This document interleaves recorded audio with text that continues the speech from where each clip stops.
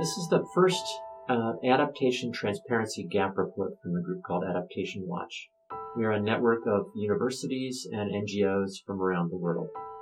We're seeking to point out the clarity and the lack of clarity on where funding is going from wealthy countries to poor countries as a result of pledges that have been made in the climate change negotiations to help those countries deal with the impacts of climate change.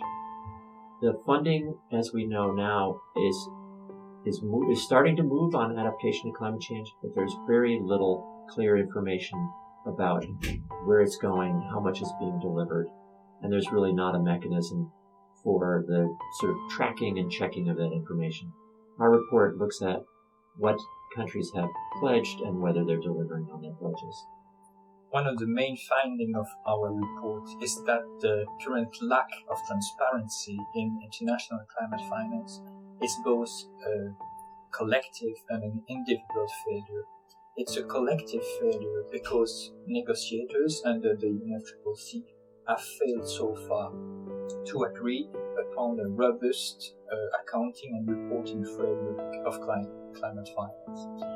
It's also an individual failure because transparency of developed countries in reporting the climate finance is really different from one country to another. We found really differences in the quality of the reporting under the UNFCCC. Recipient country transparency is limited by lack of governmental capacity to demonstrate need, as illustrated in the NAPA process. This limited transparency contributes to the slow disbursement of funds from donors, like the Global Environmental Facility and the Least Developed Countries Fund.